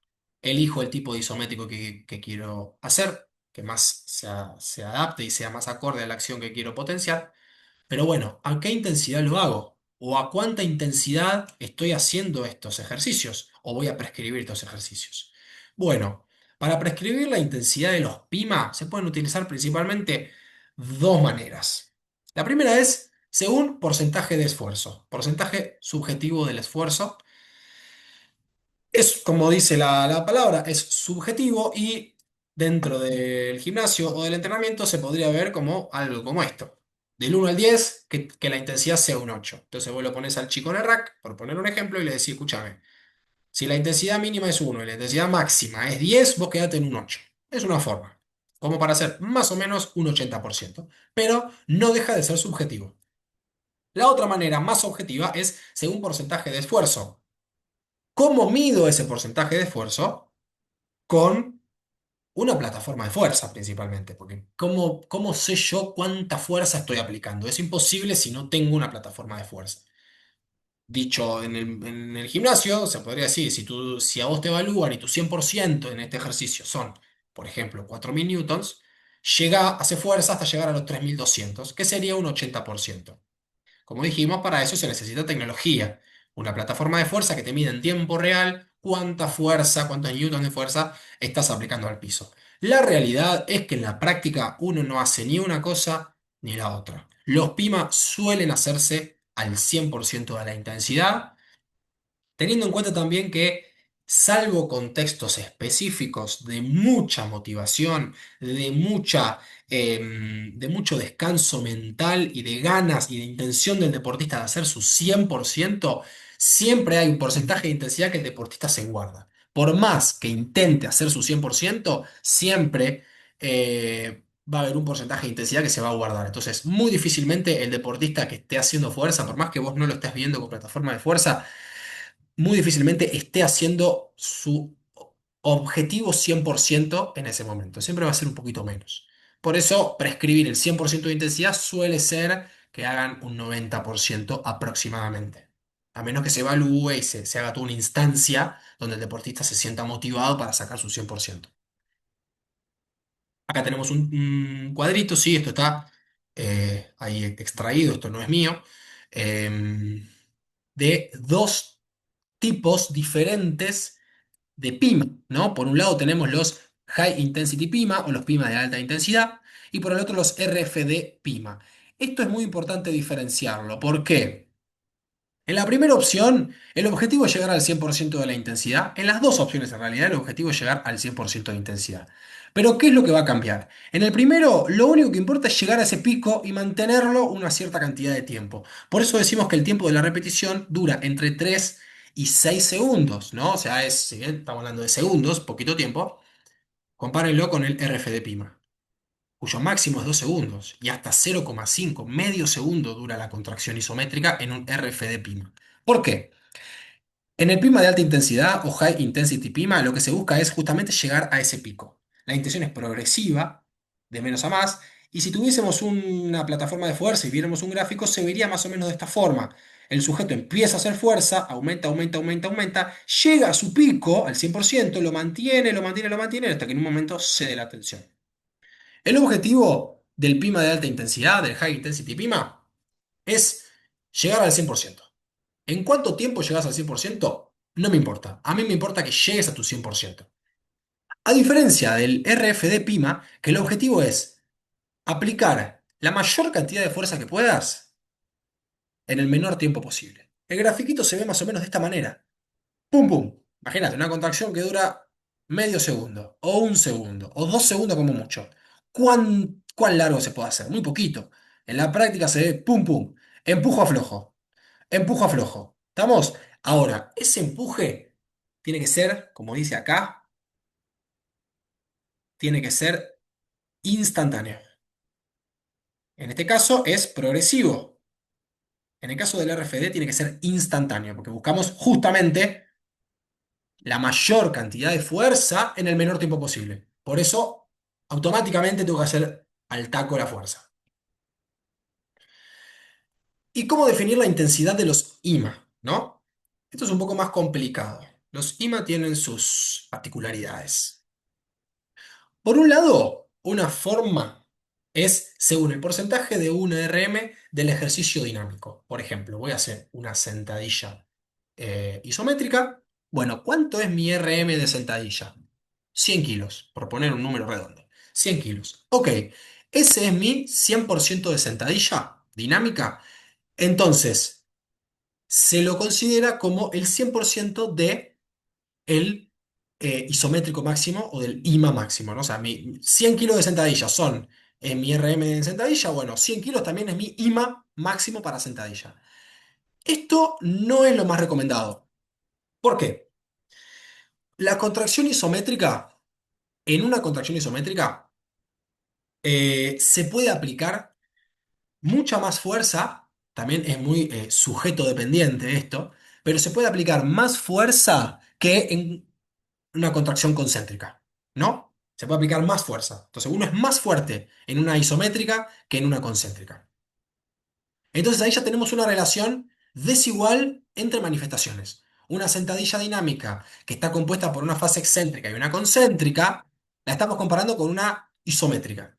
que a nivel aplicación de fuerza no están por el mismo canal. No es simétrica, no es igual la relación. Eso por un lado.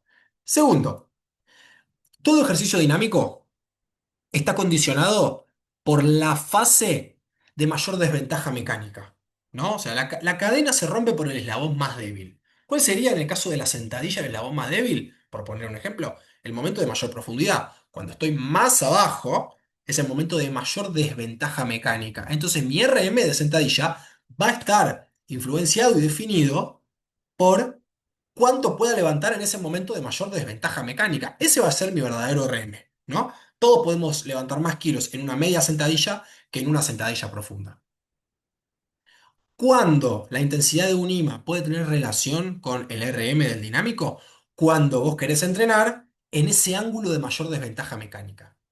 Ahí puede tener un poco más de relación. No, no siempre es igual, pero puede tener un poco más de relación. No siempre es igual por esto que decimos de que la fase, la contracción isométrica, en la contracción isométrica se puede aplicar mayor nivel de fuerza que en la contracción concéntrica. Pero hay un poco más de relación. Ahora, en todo el resto de ángulos, la relación es totalmente desigual, porque el RM que yo puedo aplicar, mi RM de sentadilla profunda, no va a ser lo mismo que mi RM de media sentadilla. Entonces, si yo tomo como referencia mi RM de sentadilla dinámica profunda, pero voy a hacer un IMA a media sentadilla, por ejemplo, no estamos hablando del mismo ángulo articular. Entonces, la fuerza que yo voy a poder aplicar no va a ser la misma. Entonces, no me sirve de nada saber mi RM de la sentadilla dinámica, de la sentadilla profunda, para hacer un IMA a media sentadilla, por ejemplo. Entonces, ya la relación pasa a ser desigual o sigue siendo desigual y es cada vez más desigual.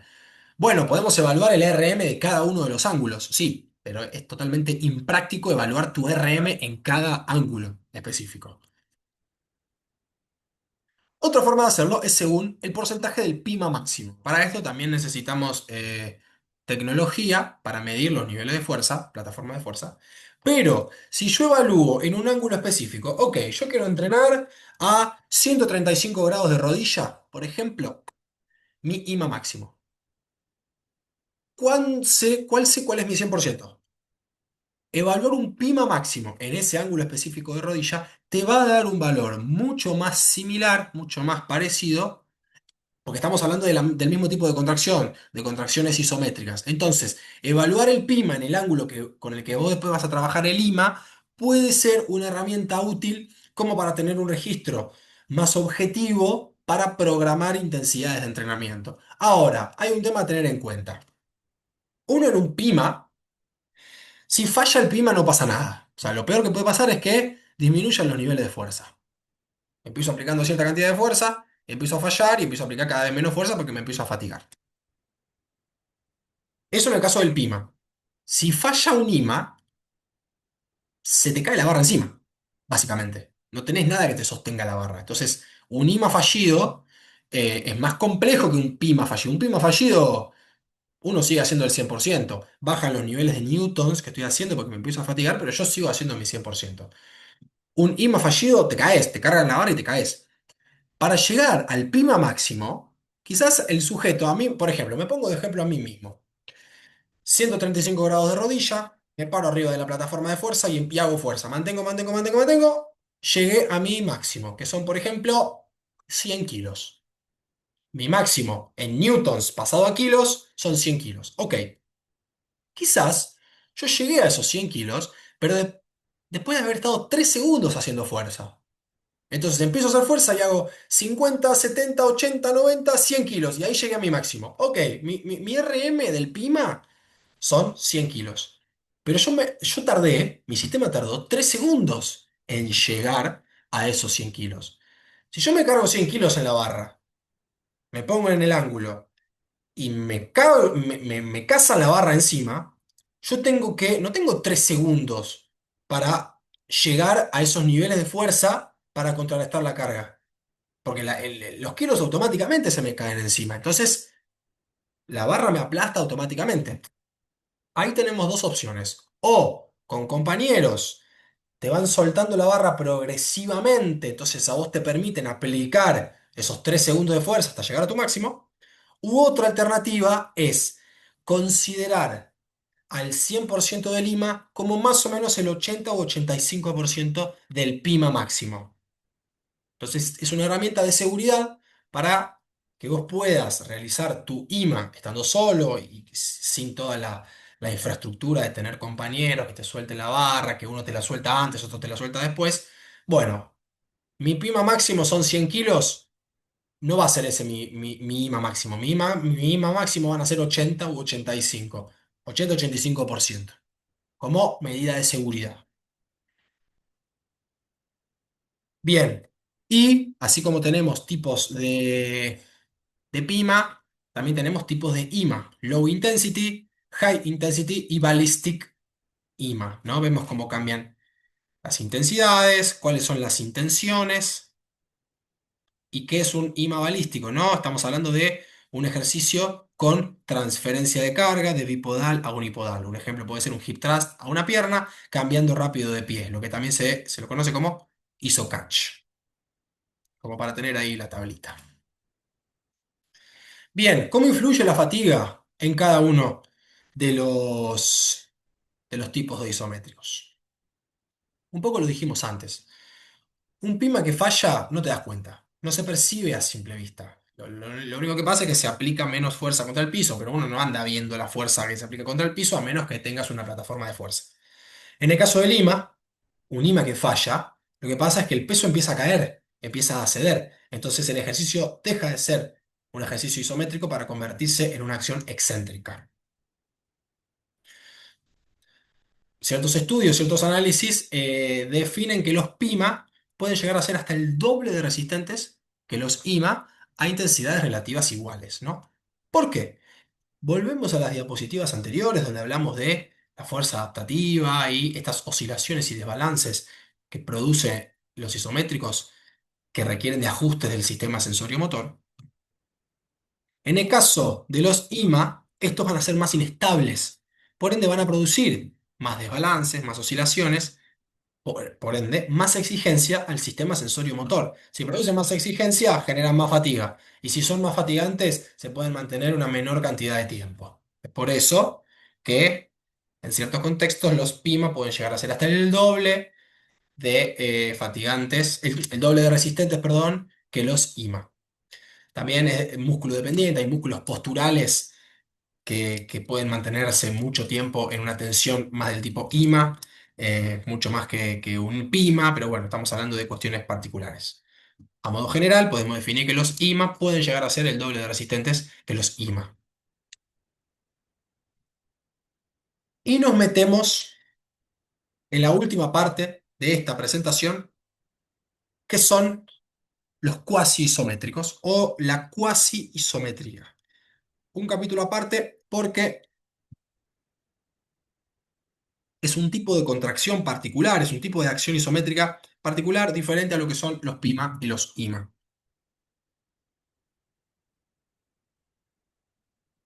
Matecito para refrescar un poco la garganta, humectar la garganta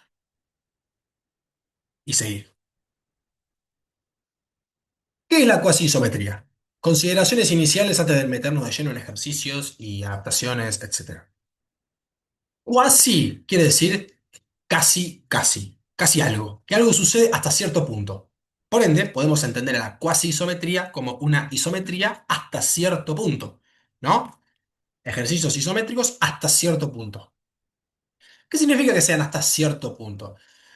Son ejercicios en donde se produce una tensión de forma sostenida, pero ocurren microvariaciones, ondulaciones, desbalances más o menos definidos del complejo músculo-tendón, ¿no? O sea, es digamos, una característica fundamental de este tipo de ejercicios y de este tipo de manifestaciones isométricas que ocurren estas variaciones del complejo músculo-tendón. Se las denomina también como acciones musculares isométricas dinámicas. Es un poco quizás contradictorio a nivel palabras y definiciones, pero acción muscular isométrica dinámica. Vamos a ver por qué. Se basan, son acciones que se basan principalmente en que ocurra una estabilización rápida, repentina, instantánea, post una acción excéntrica o una acción concéntrica. Son manifestaciones de ejercicios donde el control sensorio-motor está muy presente, es fundamental la rigidez reactiva y la capacidad de administrar la energía por esta cuestión dinámica que tienen, y son muy importantes, traen muchos beneficios en lo que tiene que ver con la transferencia hacia acciones relacionadas con la desaceleración, con el frenado, con el aterrizaje y con los apoyos en la carrera. Y dentro de los ejercicios cuasi isométricos tenemos cuatro tipos de cuasi isométricos. Por un lado, los cuasi isométricos excéntricos, los cuasi isométricos oscilatorios, los cuasi isométricos isotónicos y los cuasi isométricos de aterrizaje. Vamos a ver cada uno de los cuatro. Vamos a empezar con los excéntricos. Si describimos el gesto, si ponemos en palabras qué es lo que está pasando en una contracción cuasi isométrica excéntrica, podemos definir que es un ima, ¿no? Es un ima que cede a la fatiga, y como cede a la fatiga se convierte en una excéntrica controlada.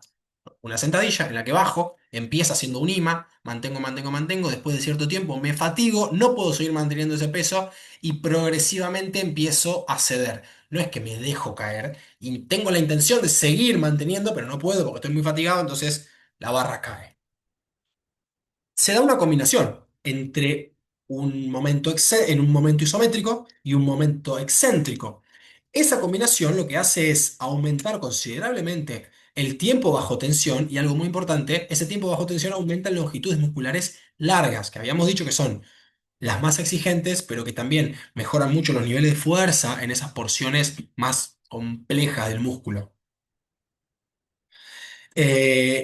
Las principales adaptaciones, el principal objetivo de este tipo de ejercicios va a estar en las cuestiones estructurales, va a traer muchas adaptaciones estructurales, pero esas adaptaciones no tienen mucha transferencia hacia gestos de alta velocidad. Son muy buenos para mejorar y adaptar tejidos.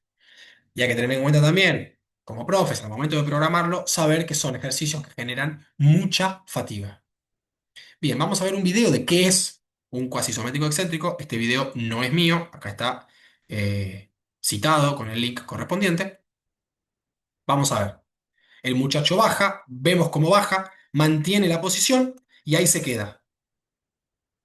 Se queda un cierto tiempo. Obviamente va a ser muy dependiente de cuánta carga uno tenga. Pero vemos cómo empieza a temblar. ¿Ven cómo empieza a temblar? Le empieza a costar. Le empieza a costar el ejercicio, le cuesta, le cuesta, le cuesta, hasta que en un momento cede a la fatiga y cae.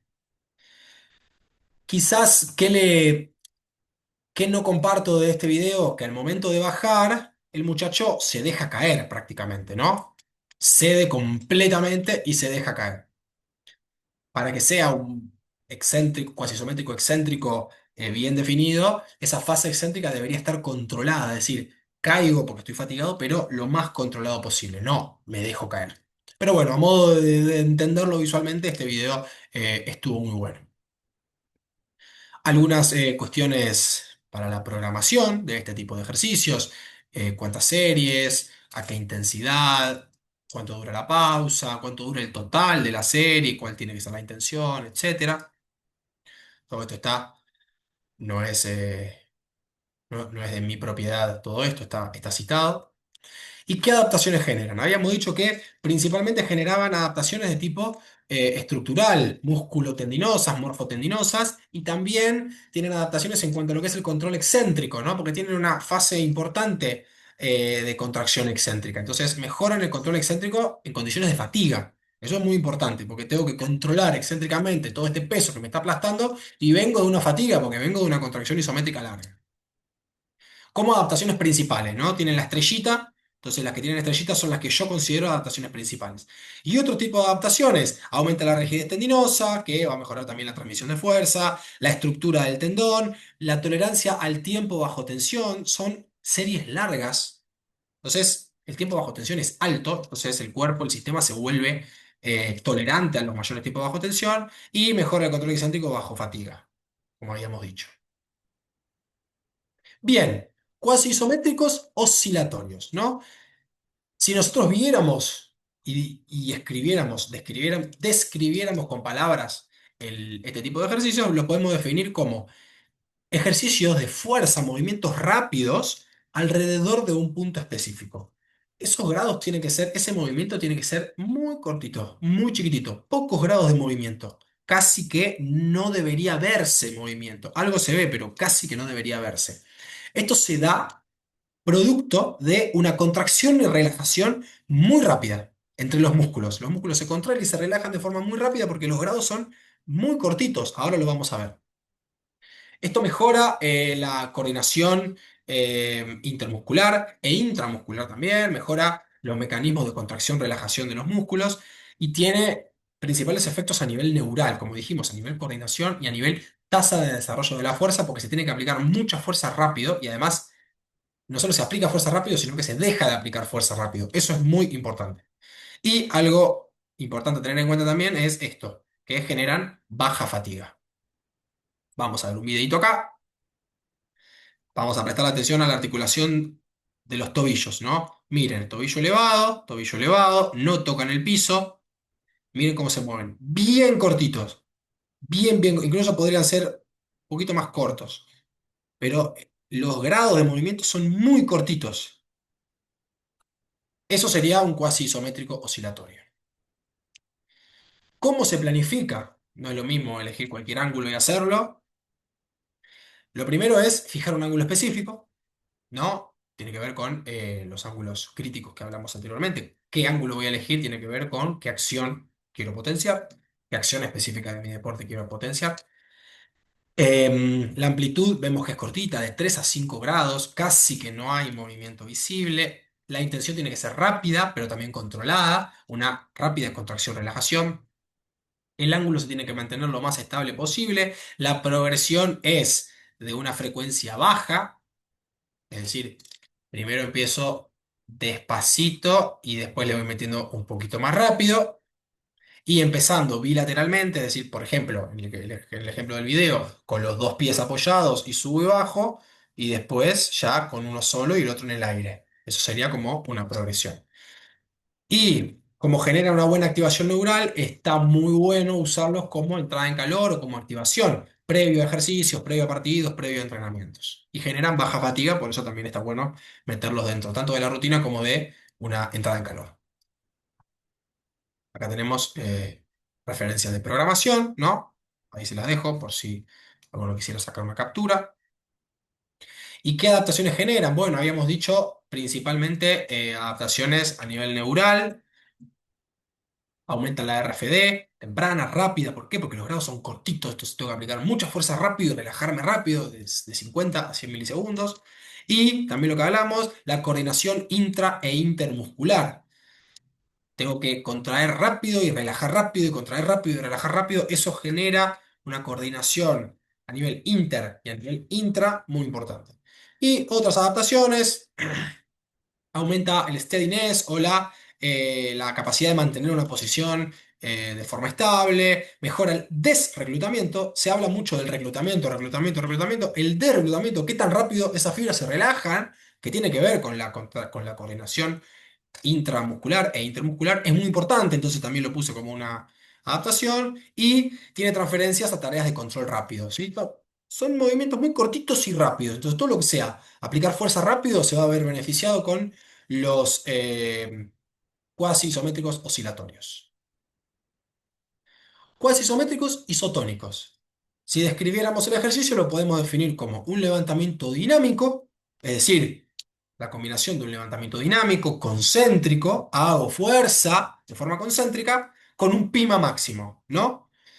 Ese levantamiento parte desde una posición más profunda y se llega, al momento de hacer el PIMA máximo, al ángulo específico que yo quiero entrenar, ¿no? Contra un tope rígido contra el que voy a hacer fuerza. Vamos a ver un videito acá. Este soy yo, el que hace el video. Fíjense, estoy, a ver si puedo poner un lápiz. Estoy. Acá tenemos un tope, ¿no? ¿Se ve el tope acá? Ahí. Se ve el topecito. Y la barra está apoyada sobre otros topes, que acá no se ve, creo que se va a ver después. Estoy en este ángulo articular y yo, mi ángulo objetivo, va a ser más o menos a unos 160 grados de rodilla, más o menos, a líneas, a grandes rasgos. Pero bueno, estoy en esta posición, fase isotónica, contracción concéntrica, subo hacia arriba, marco el ángulo y acá lo que no se ve es que estoy haciendo fuerza contra los topes. Fuerza, fuerza. ¿Ven acá cómo están los topes donde está apoyada la barra? Y ahí aflojo. Vamos a verlo de nuevo. La barra está en los topes, subo y mantengo, hago fuerza. ¿Ven cómo estoy desbalanceándome porque estoy haciendo mucha fuerza? Y ahí aflojo. Eso sería un isotónico, un cuasi isométrico isotónico. ¿Cómo planificarlos, programarlos? Bueno, tenemos el ejercicio está dividido como en dos partes o bloques. El bloque isotónico, que lo podemos elegir de alta fatiga o de baja fatiga. Es decir, si yo quiero hacer énfasis en el PIMA, es decir, que mi principal objetivo sea en el momento de hacer la fuerza isométrica, y puedo optar por un bloque isotónico de media baja intensidad, que no me produzca mucha fatiga, un CT 60-70% de un RM. ¿Por qué? Porque el estímulo principal es el PIMA.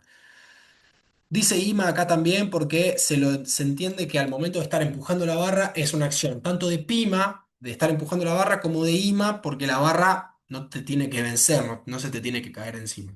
Yo lo simplifico y digo que es un PIMA. El estímulo principal es el PIMA, el isométrico.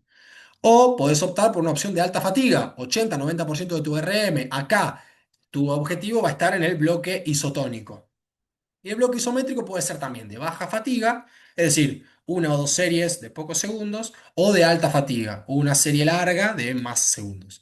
Y como dijimos antes, los ángulos tienen que tener correspondencia cinemática, es decir, los ángulos tienen que tener un sentido. ¿Qué quiero entrenar yo? ¿Qué ángulo específico? ¿Para acelerar? ¿Para saltar? ¿Para velocidad máxima? Lo que sea que vos quieras mejorar, la acción que quieras mejorar, ese ángulo tiene que ser tu objetivo.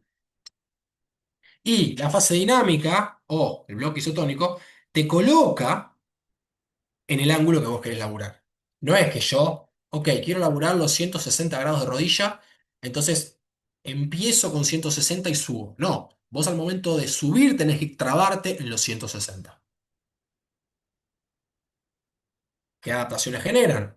Las principales. Aumenta la activación neural y el reclutamiento, ¿no? Porque estoy haciendo tanto, si estoy haciendo mucha fuerza en el PIMA, como si estoy levantando 80-90% de RM, son dos situaciones en donde la activación neural y el reclutamiento se ven favorecidas y mejoran la fuerza específica en ángulos críticos. Elijo el ángulo que quiero atacar y lo ataco. Y como otras opciones, aumenta la rigidez, mejora la tasa de desarrollo de la fuerza, porque uno aplica fuerza de forma muy rápidamente. El control sensorio motor en fijaciones post-dinámicas. ¿Esto qué quiere decir? Al momento de yo estar haciendo la fuerza isométrica, yo no vengo de hacer la fuerza isométrica de la nada. Primero pasé por toda una fase isotónica, toda una fase concéntrica. Eso sería una situación dinámica. Post-dinámicamente, el sistema se tiene que trabar y seguir manteniendo la fuerza. Entonces, mejorar ese control es muy importante. Y tiene transferencia hacia gestos propulsivos. Y nos metemos en los cuasi isométricos de aterrizaje, ¿no? Ya es lo último de la charlita. Me voy a tomar un matecito.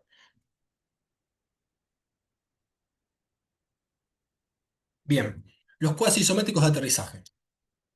Hablábamos recién de estabilizaciones postdinámicas. Bueno, este tipo de ejercicios son principalmente útiles y están caracterizados por acciones de estabilización postdinámica. ¿Qué puede ser una situación postdinámica? Un aterrizaje o un frenado.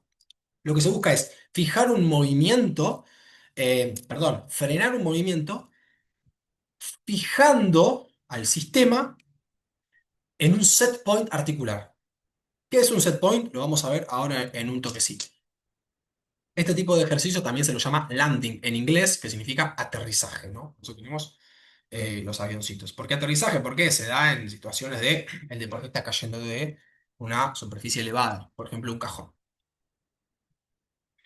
Tenemos dos videitos, ¿no? Landing duro y landing blando.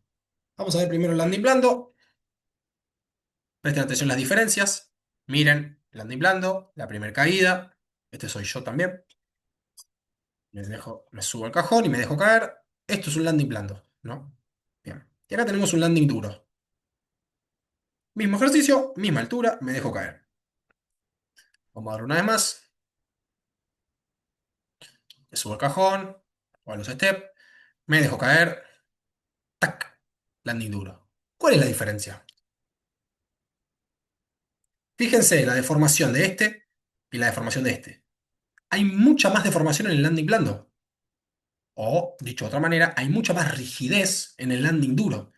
Eso que parece una pavada, parece algo intrascendente, es clave, es crucial a la hora de programar y planificar y orientar el laburo si estoy haciendo cuasi isométricos de aterrizaje. La diferencia entre el blando y el duro. Antes de meternos de lleno en landing blando, landing duro, hay tres conceptos clave, tres, que hay que tener en cuenta a la hora de pensar y programar cuasi isométricos de aterrizaje. Uno lo nombramos antes, que es el set point, está la pretensión y está la tasa de carga. El set point es un conjunto, digamos, una situación, por así decirlo, que engloba tanto el nivel de rigidez como una posición articular específica que el cuerpo, que el sistema completo, entiende como, che, esta posición es estable.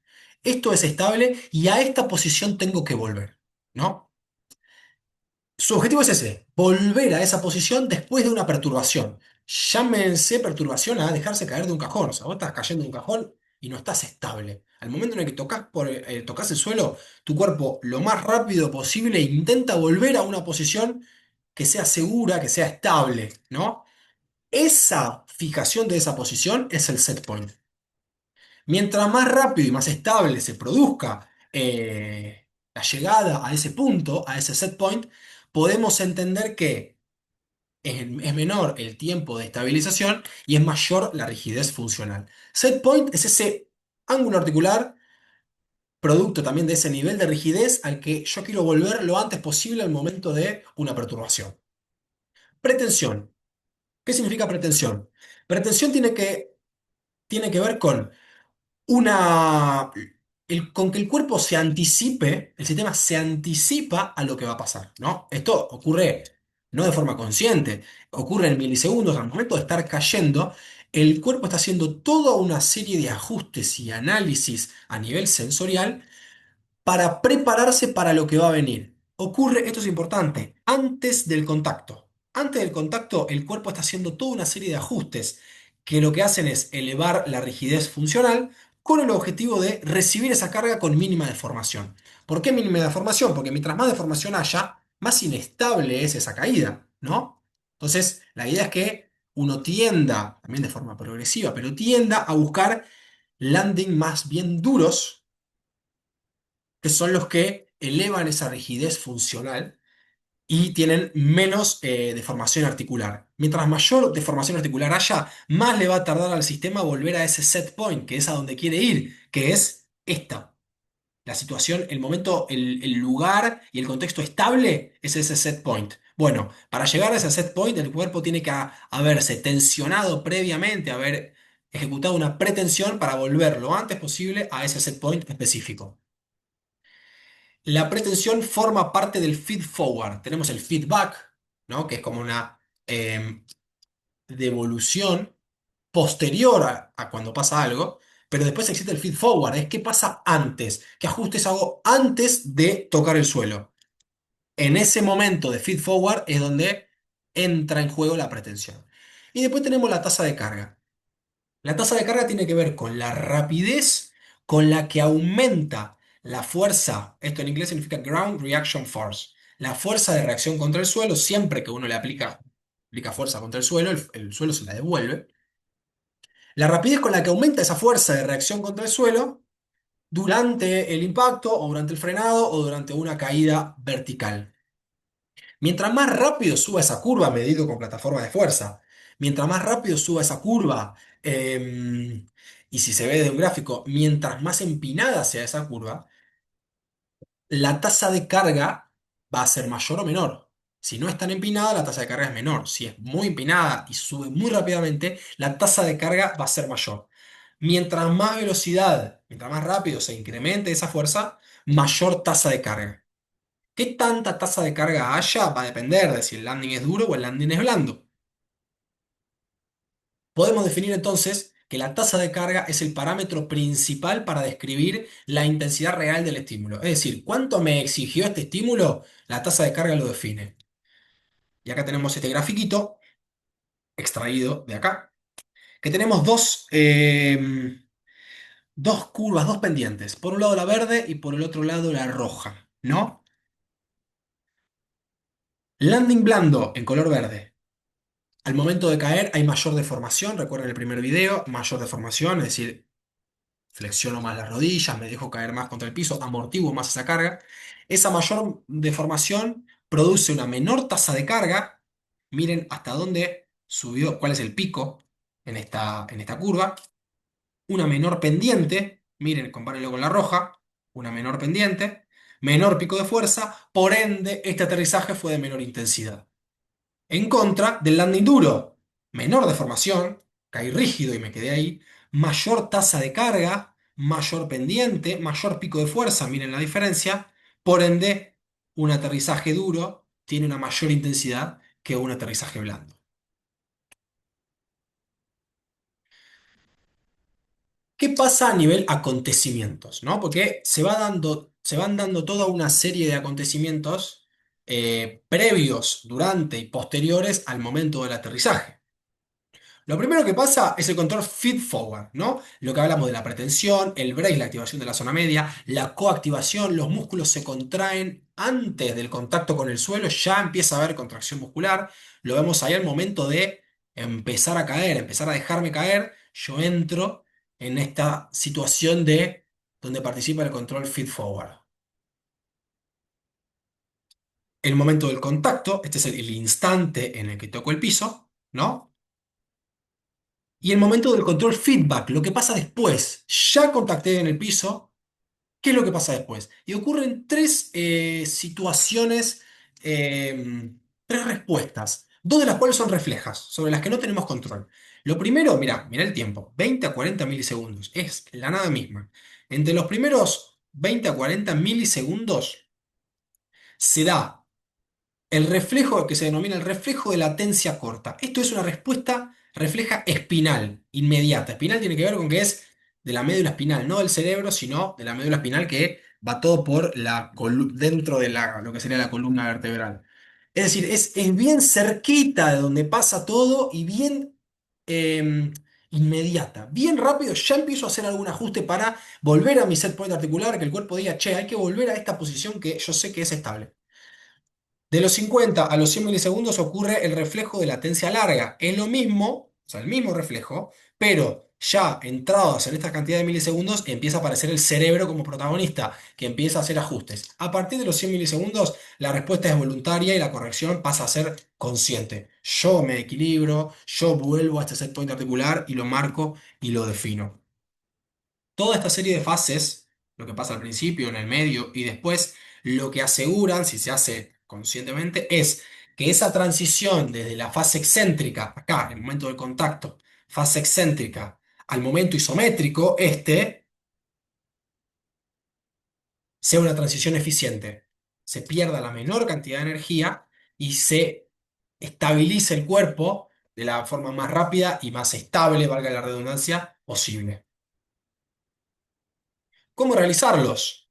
Un primer momento de preparación, donde se establece la carga externa. La carga externa, ya a la altura de donde caigo, es una carga externa. Eventualmente se le puede poner un peso extra a la persona que está cayendo, pero la carga externa se establece.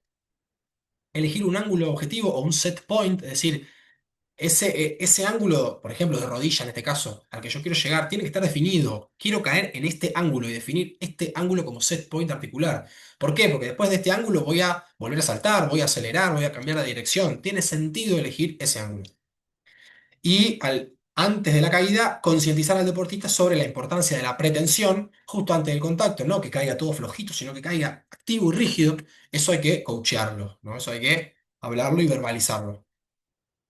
Y en el momento del contacto, que el deportista sea consciente de que el contacto tiene que ser firme y sin rebote, buscar caer firme y sin rebote, y importante mantener ese set point durante unos 2 o 3 segundos. No solo por una cuestión de rendimiento, sino también por una cuestión de prevención, que el cuerpo entienda y aprenda a volver. Si uno cae y ya rápido sale y se olvida, no le das tiempo al cuerpo de adaptarse y equilibrarse rápido y que esos reflejos, sacarle el jugo, aprovechar esos reflejos que después en una situación de partido saltaste a cabecear y caíste mal, y si no practicaste correctamente las caídas, tenés más riesgo de alguna lesión, porque no tenés esa rigidez como podrías haberla tenido si marcabas bien ese set point. ¿Y qué adaptaciones generan este tipo de cuasi isométricos de aterrizaje? Principalmente las tres estrellitas. Mejora los niveles de pretensión y el control feed forward, es decir, el cuerpo se anticipa mejor a lo que va a pasar. Si me anticipo mejor, voy a poder responder mejor ante la situación. Mejora la rigidez específica, se vuelve muy firme en, en- al momento de la caída, al momento de contacto. Y mejora el ciclo de estiramiento-acortamiento. ¿Por qué? Porque mejora mucho, mientras más rígido sea el sistema en ese momento de tocar el piso, mientras más rígido sea, como dijimos anteriormente, mejor se transfieren las fuerzas, mejor se absorben y se retransfieren las fuerzas. Entonces, vos te dejas caer, tocas el piso y rápido pasa a una fase concéntrica, esa fase concéntrica se va a potenciar. ¿Por qué?